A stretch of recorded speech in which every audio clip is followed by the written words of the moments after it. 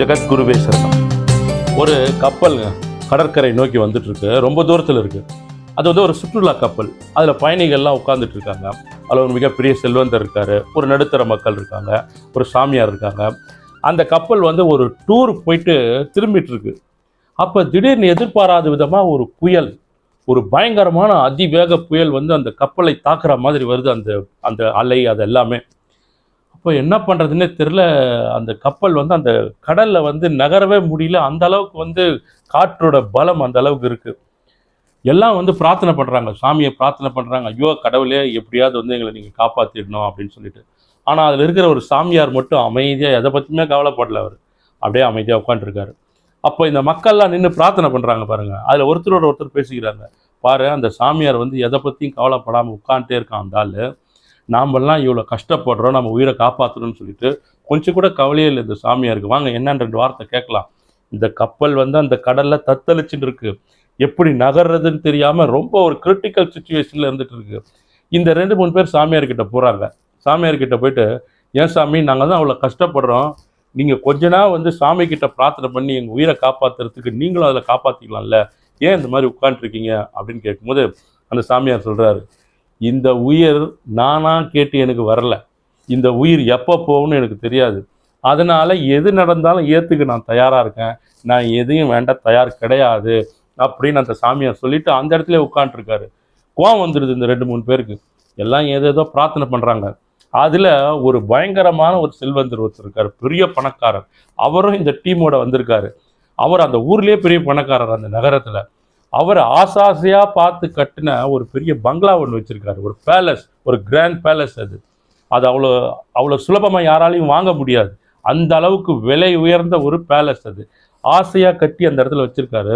சரி, என்னுடைய உயிரை விட மேலாக மதிச்சது அந்த பேலஸ் தான், சாமி கிட்ட பிரார்த்தனை பண்ணலான்னு சொல்லிட்டு அவரே ரகசியமாக பிரார்த்தனை பண்ணுறார் மனசுக்குள்ளே.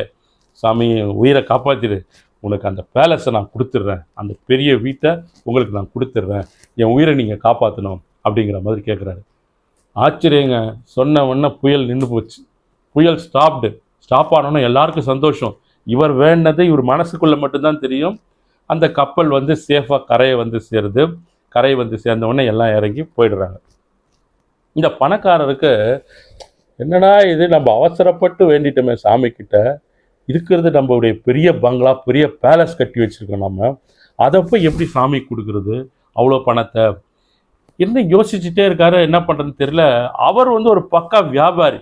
எப்படி வியாபாரம் பண்ணணும், எப்படி ஒரு பொருளை விற்கணும், எப்படி ஒரு பொருளை வாங்கணும்னு தெரியும். இந்த கதை கேள்விப்பட்டிருப்பீங்க நீங்கள், வெவ்வேறு டைப்பில் இந்த கதையை நீங்கள் கேள்விப்பட்டிருக்கலாம். அவர் ஒரு வியாபாரியாக இருக்கிறதுனால இது ஒரு ஐடியா பண்ணுறாரு. இந்த பிளான் பிரகாரம் விற்கலாம் அப்படின்னு சொல்லிட்டு நாளைக்கு ஒரு நாளை வந்து ஃபிக்ஸ் பண்ணுறாரு, ஒரு 2 நாள் பொறுத்து. இந்த நாளில் இந்த வீடு வந்து ஏலம் விடப்பட உள்ளது, அந்த பேலஸ் வீடு அப்படின்னு சொல்லிட்டு அனௌன்ஸ்மெண்ட் பண்ணிடுறாரு.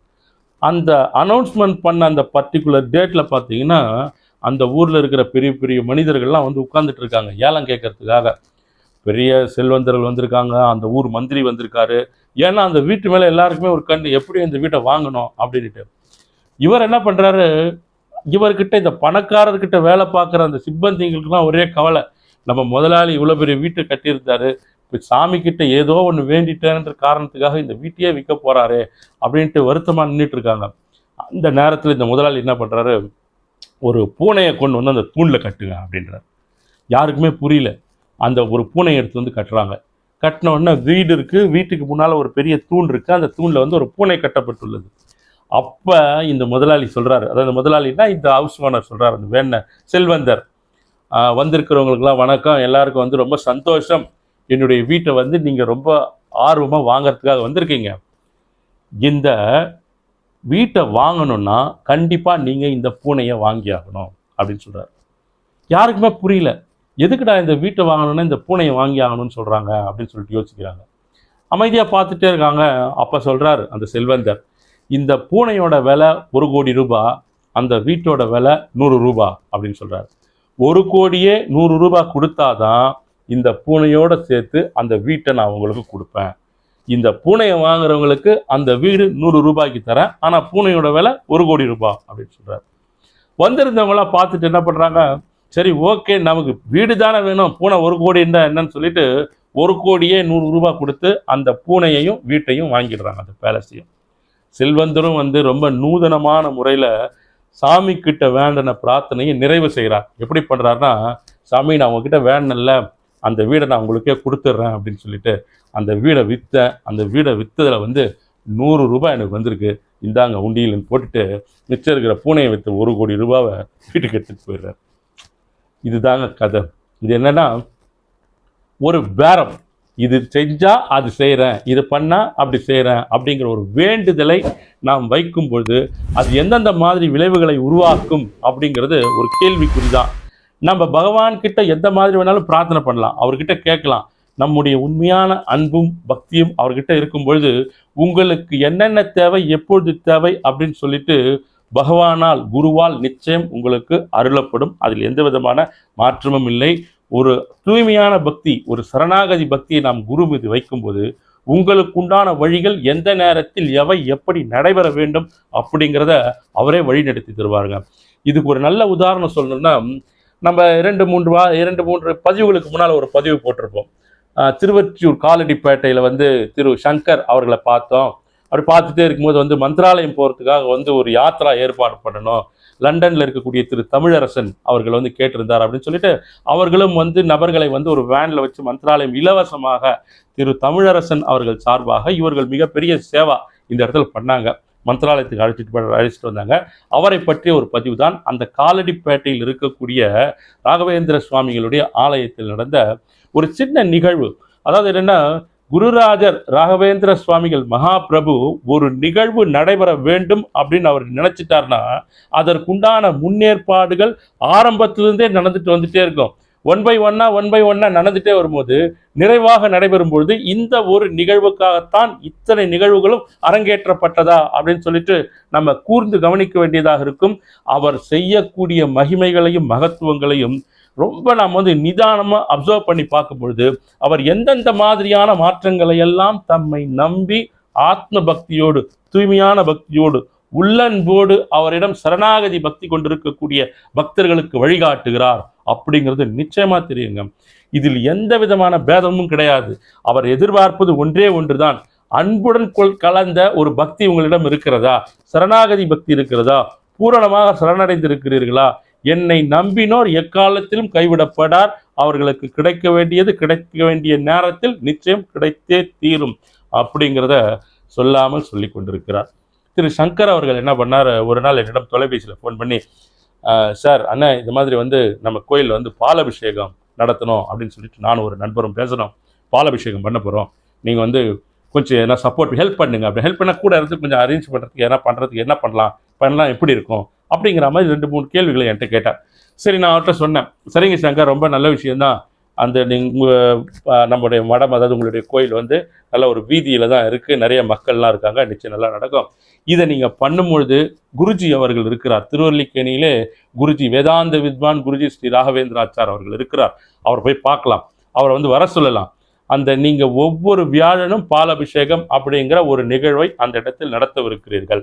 நிச்சயமா ஜாதி மத இன பேதம் எதுவுமே இல்லாமல், உயர்ந்தோர் தாழ்ந்தோர் இல்லாமல் எல்லோரும் சமம், எல்லோரும் ஒன்றுதான், குருராஜர் எதிர்பார்ப்பது அன்பை மட்டும்தான் என்பதை நிரூபிக்கக்கூடிய வகையிலே திருவொற்றியூருக்கு அருகே இருக்கக்கூடிய காலடிப்பேட்டையில் நீங்கள் நிர்வகித்து வரக்கூடிய அந்த மடத்தில், அந்த ஆலயத்தில் இந்த அற்புதமான நிகழ்வை நீங்கள் அரங்கேற்றவிருக்கிறீர்கள். ரொம்ப அற்புதம், ரொம்ப பாராட்டுக்கள், நிச்சயம் பண்ணுங்க. இது ஒரு அதிகப்படியான குருராஜர் மீது அன்பையும் பக்தியும் பக்தர்கள் செலுத்துவதற்கு ஒரு காரணியாகவும் ஒரு துவக்கமாக இருக்கும், செய்யுங்க. அதனால குருஜியை போய் அழைக்கலாம். முதல் பாலை அவர் கரங்களால், அவருடைய திருக்கரங்களால் அவர் எடுத்து ராயருக்கு அபிஷேகம் பண்ணட்டும், அதன் பிறகு நிறைய மக்கள் பண்ணட்டும் அப்படிங்கிற மாதிரி அவர்கிட்ட நான் சொன்னேன். அவரும் மனம் இந்த யோசனையை ஏற்றுக்கொண்டார்.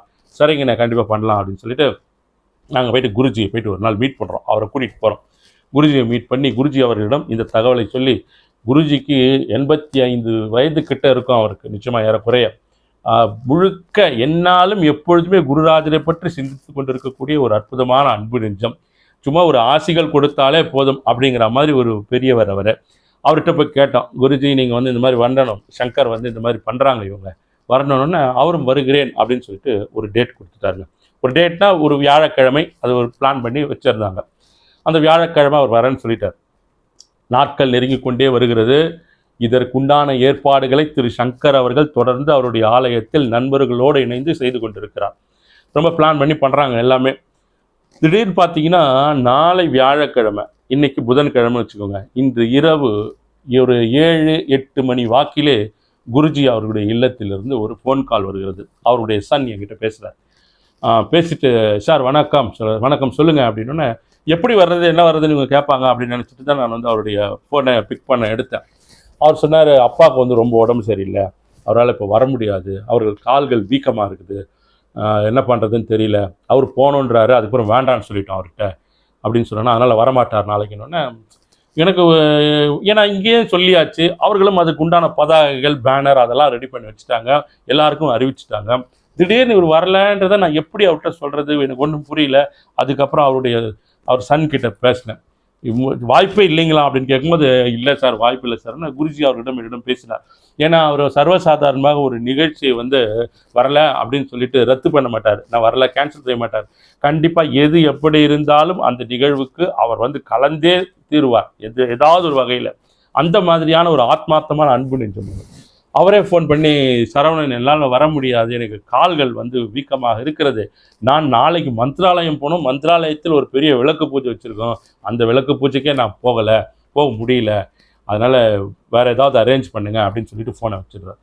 சரி, அடுத்த கட்டம் என்ன பண்ணுறது, வேறு யாராவது நம்ம வந்து இது அரேஞ்ச் பண்ணியாலும் என்ன செய்யறது? திரு சங்கர் அவர்கிட்ட பேசுகிறேன். சங்கர் அவர்கள் பூரண நம்பிக்கையோடு இருக்கிறார், எப்படி நான் வந்து அழைத்து வந்து விடுவேன் அப்படின்னு சொல்லிட்டு சங்கர்கிட்ட பேசி இந்த தகவலை சொல்கிறேன். இந்த மாதிரி அவருக்கு வந்து கால்கள் வீக்கமாக இருக்குது, உடல்நலம் சரியில்லை, அவரால் வர முடியாது சங்கர் அப்படின்னு சொல்லும்போது, சங்கர் அவர்களும் சிறிது நேரம் யோசித்து விட்டு, என்னென்ன பண்ணலாம் சொல்லுங்கள் அப்படின்னு கேட்கும்போது, இருங்க, எது நடந்தாலும் ஒரு முயற்சி நாம் செய்து கொண்டிருக்கிறோம், இது இடம் தாங்க முக்கியமான இடம். ராயரை நம்பி அவரிடம் பிரார்த்தித்து விட்டு ஏதோ ஒரு காரியத்தை நீங்கள் செய்கிறீர்கள். ஏதோ ஒரு காரியம் என்று நான் சொல்வது எந்த விஷயமாக இருந்தாலும் சரி, எந்த முன்னெடுப்பாக இருந்தாலும் சரி, அவர்கிட்ட பிரார்த்தனை பண்ணிட்டீங்க, குருராஜா நான் இந்த செயலை ஆற்றப் போகிறேன், இந்த மாதிரி ஒரு முயற்சியில் ஈடுபட போகிறேன், உங்களுடைய அருளும் ஆசிகளும் என்னாலும் என்னுடன் துணையிருந்து இந்த நிகழ்வை வெற்றிகரமாக மாற்றுவதற்கு, உருவாக்குவதற்கு உங்களுடைய அனுகிரகம் வேண்டும் குருராஜா அப்படின்னு நீங்கள் பிரார்த்தனை பண்ணிட்டு அந்த நிகழ்வில் அந்த முயற்சிகள் நீங்கள் காலடி எடுத்து வச்சிட்டிங்கன்னா எது நடக்கிறதோ அவரால் தான் நடத்தப்படுகிறது. உங்கள் எண்ணம் போல் எல்லாம் நடந்துன்னு போனதுலாம் கிடையாது. அப்படிலாம் உங்கள் எண்ணம் போல் நடக்காமல் ஒரு நிகழ்வு அந்த இடத்தில் நடத்தப்பட்டு நீங்கள் எதிர்பார்க்காத மிகப்பெரிய வெற்றியை முடிவில் கொடுக்கும். அது நாம் அவ்வளோ தூரம் திங்க் பண்ண மாட்டோம். அதனால சரணாகதி பக்தி கொண்டு நீங்கள் ஒரு செயலை துவக்கும் பொழுது, ஒரு முயற்சியில் நீங்கள் ஈடுபடும் பொழுது, அவர்கிட்ட சொல்லிட்டீங்கல்ல, அவர்கிட்ட கேட்டுட்டீங்கல்ல, பூரண சரணாகதி பக்தி பண்ணிட்டீங்கல்ல, இந்த முயற்சி ஸ்டார்ட் பண்ணுறேன்னு போயிட்டீங்க, இடையில் எது நடந்தாலும் அவருடைய பொற்பாதங்களுக்குத்தான் நீங்கள் அதனை சமர்ப்பணம் செய்ய வேண்டும். இடையில் இது இப்படி இருக்குமா, இது அதனால நடந்திருக்குமா, இங்கே போனால் சரியாயிடுமா, அங்கே வந்தால் சரியாயிடுமா, அதெல்லாம் நம்முடைய மன அங்கலாய்ப்புகள். அதெல்லாம் அங்கெல்லாம் புகவே வேண்டாம். ஏதோ சில காரணங்களுக்காக அதை விட பெட்டரா ஒன்றை உருவாக்குவதற்காக கூட அவரை செய்யலாம். அந்த மாதிரி நிகழ்வு தான் இந்த இடத்தில் நடந்தது. குருஜியை பார்த்தோம், அக்ஷதை வாங்கிட்டு வந்தோம். குருஜி எப்படியும் வந்து விடுவார். வேதாந்த வித்வான் குருஜி ஸ்ரீ ராகவேந்திராச்சார் அவர்கள் வந்து விடுவார். நம்பிக்கையில் இருந்த சங்கருக்கு குருஜி வரவில்லை அப்படின்னு போட்ட பேனர் போஸ்டர் எல்லாமே இருக்கு, என்னென்ன பண்றது இப்போ அப்படின்னு கேட்குறாரு. ராயர் ஏதோ ஒரு விஷயத்துக்காக செய்து கொண்டிருக்கிறார் சங்கர்னா, அவரும் வந்து மனம் தளரலை, அவரும் மனமும் வந்து அதை ஏற்றுக்கொண்டார். ஆமாங்கண்ணே நீங்கள் சொல்கிறது கரெக்டு தான், ஐயா என்ன சொல்கிறாரு தெரியல, ஏதோ ஒரு விஷயத்துக்காக நகர்த்துறார் அப்படின் போது, நாளைக்கு வியாழக்கிழமை, இன்னைக்கு வந்து புதன்கிழமை, நீங்கள் யாரை போயிட்டு அந்த நேரத்தில் போயிட்டு இன்வைட் பண்ணி கூப்பிடுவீங்க? ஒருத்தர் நான் போய் திடீர்னு கூப்பிடுறேன்னு வச்சுக்கோங்க, ஓஹோ இவர் வராதனால தான் நம்மளை கூப்பிடுறாங்களோ அப்படிங்கிற மாதிரி எண்ணங்கள்லாம் நாம் அழைப்பவர்களுக்கு உருவாவதற்கு வாய்ப்புகள் உள்ளது. அப்படி இருந்து ஒரு ஐயா கிட்ட நான் ஃபோன் பண்ண ஒருத்தர் கேட்டேன். மறுநாள் வியாழக்கிழமை அவங்களுடைய மடத்தில் வந்து அர்ச்சகர், அதாவது ஆச்சாரியார் பூஜை பண்ணுறதுக்கு வரல சரவணன், அதனால் என்னால் வர முடியாது அப்படின்னு சொல்லிட்டு அவர் சொன்னார். நியாயமான ஒரு விஷயங்கள். அதுக்கப்புறம் நான் யார்கிட்டையும் முயற்சி பண்ணல. அதன் பிறகுதான் உடனடியாக ஒரு யோசனை வந்தது. குருஜியுடன் என்றும் அவரோடு இருந்து அவர் சொல்லக்கூடிய செயல்பாடுகளை எல்லாம் அரங்கேற்றி வரும் ஒரு டீம் இருக்காங்க விழுப்புரத்தில். அதில் வந்து திரு ராகவேந்திரன் ஐயா அவர்கள், அவர் வந்து ஓய்வு பெற்ற ஒரு ஆசிரியர், ரொம்ப சுறுசுறுப்பாக இருப்பார். அவருடைய வயதிற்கும் அவர் ஆற்றக்கூடிய செயல்களுக்கும் செயல்பாடுகளுக்கும் நீங்கள் ஈக்குவல் பண்ணவே முடியாது. ஒரு மணிக்கு எழுப்புனீங்கன்னா கூட அந்த என்து அப்படியே இருக்கும். அவர் எனர்ஜெட்டிக்காக இருப்பார் எந்த நேரத்துலையும். அந்த மாதிரியான குருராஜரின் அனுகிரகம் பெற்ற ஒரு அன்பு ஆத்மா. 8 மணிக்கு ஃபோன் பண்ணுறாங்க அவருக்கு. ஃபோன் பண்ணி கால் பண்ணி, ஐயா சார் நீங்கள் வந்து இது மாதிரி ஒரு விஷயம், நீங்கள் வரணும், சென்னை வரணும் அப்படின்னு ஃபோன் பண்ணோடனே ஒரு 2 நிமிஷம் தான் யோசித்தார் அவர். உடனே வரேன் அப்படின்ட்டார். நான் வரேன் சார், வரேங்க சார் அப்படின்ட்டார். இத்தனைக்கும் மறுநாள் அவங்க வந்து மந்திராலயம் கிளம்பி ஆக வேண்டும். வியாழக்கிழமை இந்த பூஜையை அட்டன் பண்ணிவிட்டு அன்று மாலை மந்திராலயம் கிளம்பணும். அன்றைக்கி மறுநாள் 2 பணிகள் அவருக்கு இருக்கிறது. எது எப்படி இருந்தாலும் நான் வருகிறேன் அப்படின்னு சொல்லிட்டு உடனே கிளம்பி மறுநாள் காலையில் 3 மணிக்கெல்லாம் எழுந்து, வியாழன் காலை 3 மணிக்கு எழுந்து, அந்த நேரத்தில் அவருடைய ஒரு நண்பர் அவரோடு இணைந்து நானும் வருகிறேன் அப்படின்னு அவர் சொல்லி அவங்க 2 பேரும் கிளம்பி 3 மணிக்கு அங்கேருந்து கிளம்பி, இது கொஞ்சம் நல்லா கவனிங்க, இது வந்து ஏதோ நான் கதை சொல்லிட்டு இருக்கேன்லாம் நினைக்காதீங்க. டெம்ப்ளெட் தான் அது. டெம்ப்ளெட்னா இது ஒரு டெம்ப்ளெட். நான் சொல்கிறது நிகழ்வு எல்லா இடத்துலையுமே நடக்கும். அந்த நிகழ்வில் இந்தந்த மாதிரியான மாற்றங்கள், ஆட்கள் மாற்றப்படுவார்கள், நிகழ்ச்சிகள் மாற்றப்படும். செயலின் வெற்றி அப்படிங்கிறது வெற்றி தான். மனநிறைவு, மன சந்தோஷம்ன்றது சந்தோஷம்தான். அது இந்த மாதிரி தான் நடக்கும். அதனால கவனமாக கேட்டுட்டு வாங்க, இதை என்ன சொல்ல வரேன்ட்டு அதுதான் அப்சர்வ் பண்ணணும்னு நான் சொல்லுவேன் அவர்கிட்ட. அப்சர்வ் பண்ணணும், அமைதியாக சைலண்ட்டாக ஒரு ஒரு ஒரு பிரார்த்தனை பண்ணுறேங்க, ஒரு விஷயம் கை கூடலைங்க, கை கூடலை அப்படிங்கிறது நாமளாம் நினச்சிக்கிறது. கை கூடவில்லை அப்படின்னா ஏன் கை கூடவில்லை அப்படிங்கிறது நமக்கு தெரியுமா? நாம் அதை கண்டுபிடிக்க முடியாது. நாம் அப்படியே பயங்கரமான ஒரு புத்திசாலித்தனத்தோட, இன்டெலிஜென்ட்டோட இப்படி சுற்றி அப்படி வரலாம், அப்படி சுற்றி அப்படி வரலான்னா அதற்கு உண்டான வினையின் விளைவுகளை நாம் தான் சந்தித்தாக வேண்டும். குருராஜரிடம் சரணாகதி பண்ணிட்டீங்க, அவரிடம் பிரார்த்தனை பண்ணிட்டீங்க, உங்களுக்கு வேண்டிய தகவல் வந்து கொண்டிருக்கிறது, முயற்சிகள் நடந்து கொண்டிருக்கிறது, நேராக தான் போயிட்டு இருக்கணும்.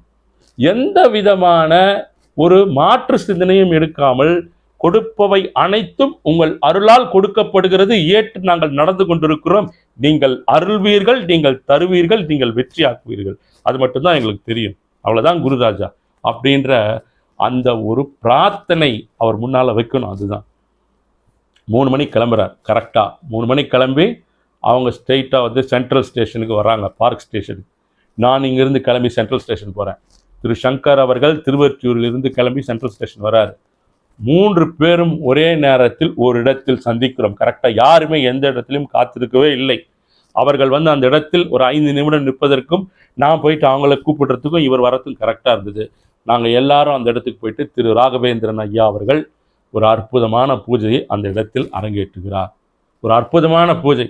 குருராஜ் அந்த இடத்தில் அமர வச்சுட்டு அவருக்கு முன்னால் நிறைய பூஜைகள் செய்து, நிறைய பேரை வந்து பாட வச்சு, நிறைய பேரை அந்த கும்மி பாடல்லாம் செய்து அந்த இடத்தை வந்து ஒரு கோலாகலமாக மாற்றி விட்டார் அவர் திரு ராகவேந்திரன் ஐயா அவர்கள் அந்த நேரத்தில். இது நம்முடைய எதிர்பார்ப்பு கிடையாது, நம்முடைய எதிர்பார்ப்பு கிடையாது, குருராஜரின் எதிர்பார்ப்பாகத்தான் அது அந்த இடத்தில் நடந்தது. என்ன காரணம்னா, திரு சங்கர் அவர்கள் ஏறக்குறைய 10 வருடங்களுக்கு மேலாக அந்த இடத்தில் மடத்தை வைத்து நடத்தி வருகிறார். குருராஜருக்கு ஆலயம் அந்த இடத்தில் இருந்து கொண்டிருக்கிறது. ஆனால் அவர் வந்து வெளியில் தம்மை வெளிப்படுத்தி கொள்ளவில்லை. அது ஏதோ ஒரு சங்கோஜம் அவருக்கு, ஏதோ ஒரு இது, நம்ம வந்து இதெல்லாம் அப்படியே இருக்கணும், பிரார்த்தனை அப்படிங்கிறது ஒரு அவருடைய எண்ண ஓட்டம், அவருடைய ஆங்கிள் ஆஃப் தாட் அப்படிங்கிறது வேற, ஒரு தியானம் அந்த மாதிரி போகிறோம். 10 வருடங்களுக்கு பிறகு நான் வெளியிலே தெரிய போகிறேன், வெளியே வரப்போகிறேன், மக்களுக்கு, அதாவது இங்கு மட்டும் இல்லாமல் எல்லா இடங்களிலும் இருக்கக்கூடிய மக்களுக்கு நான் தெரிய போகிறேன், என்னால் வந்து ஒரு புது நிகழ்வு அரங்கேற்றப்பட உள்ளது, அப்படின்னா அது எப்படி நடத்தப்பட வேண்டும் நான் சொல்கிறேன் உனக்கு அப்படின்னு தான் அவர் சொன்னார். அதனால்தான் நம்ம குருஜி அவர்களிடம் வாங்கிய அந்த அக்ஷதையை, அந்த பெற்ற அக்ஷதையால் உடனடியாக வரேன்னு சொன்ன திரு ராகவேந்திரன் ஐயா அவர்கள் வந்து இந்த வைபவத்தை கோலாகலமாக, அற்புதமாக, பிரமாதமாக செய்து முடித்துவிட்டு சென்றார் அன்று. இவ்வளோதான விஷயம், இதுதான் நடந்தது. அப்போ எந்த நிகழ்வு எதுவாக இருந்தாலும் சரணாகதி பக்தி கொண்டு நாம் அவரை பிரார்த்திக்கும் பொழுது கொடுப்பவை நடப்பவை எல்லாம் அவருடைய பொற்பாத கமலங்களில் தான் சமர்ப்பணம். அது ஏன் பள்ளம் வருகிறது என்று நமக்கு தெரியாது. அந்த பள்ளத்திற்கு பிறகு ஒரு பெரிய ஒரு எவரெஸ்ட் பீக் வரும், ஒரு உச்சத்தை தொடுவீர்கள், ஒரு உயரத்தை தொடுவீர்கள். அந்த பள்ளமே ஐயோ பள்ளத்திலே வந்துட்டோமே, சாமி கிட்ட சொன்ன இவ்வளவு பிரார்த்தனை பண்ணாம இங்க எடுத்து நம்மளை இறக்கி விட்டாரு அப்படின்னு சொல்லும்போது, நீ அந்த இடத்தில் இறங்கினால்தான் மேலே ஏறுவதற்கு உண்டான அந்த ஸ்ட்ரென்த், அந்த ஸ்டாமினா அப்படிங்கிறது அங்கு இருக்கக்கூடிய ஒரு பழங்களால், ஒரு பொருளால் ஏதோ ஒரு எனர்ஜி உங்களுக்கு அந்த இடத்துல கிடைக்கும்ன்ற சூக்ஷ்மம் இருக்கும் பொழுது, மனிதரால் எப்படி வேணாலும் சொல்லலாம், கிடைக்கும் பொழுது அந்த பள்ளத்தை நீங்கள் சந்தித்து தான் ஆக வேண்டும் அந்த உயரத்தை தொடுவதற்கு. ஆனால் பிரார்த்தனை, அவர் மீது நாம் வைக்கக்கூடிய பக்தி அப்படிங்கிறத எப்பொழுதும் எக்காலத்திலும் கைவிடவே கூடாது. படவே முடியலங்க, வாழ்க்கையில் இறங்கிட்டோம், இந்த சாமி கும்பிட்டு ஆயிரம் கும்பிட்டேன்பா, ஒன்றுமே இல்லைப்பா, ரொம்ப கஷ்டப்பட்டேன்பா அப்படின்ட்டு இன்னும் படம் முடியல, நடந்துட்டு இருக்கு. அதற்குள்ளாகவே நாமவே ஒரு முடிவுக்கு வந்து குவிட் ஃப்ரம் த கேம் பண்ணிடக்கூடாது. அது அவசரம், நிதானம், பொறுமை. நிச்சயம் உங்களுக்கு உண்டான கதவுகள் நீங்கள் சரியாக இருக்கும் பட்சத்தில், நீங்கள் சத்தியத்திற்கும் தர்மத்திற்கும் உட்பட்ட வழியில் ஒவ்வொரு பணிகளையும் ஒவ்வொரு வேலைகளையும் செய்து அவரை பிரார்த்திக்கும் பட்சத்தில் நிச்சயமாக சத்தியமாக உங்களுக்கு உண்டான கதவுகள், அந்த தங்க கதவுகள் உங்களுக்காக திறக்கப்படும், வாழ்க்கையில் திறக்கப்படும். இந்த வாழ்வில் மிகப்பெரிய வெற்றியை, உச்சத்தை தொடுவீர்கள். குருராஜரை நம்பிய எவரும் இதுவரை வெறும் கையுடன் சென்றதாக சரித்திரமே கிடையாது. சரித்திரம் கிடையாது, எப்பொழுதும் கிடையாது, எக்காலத்திலும் கிடையாது.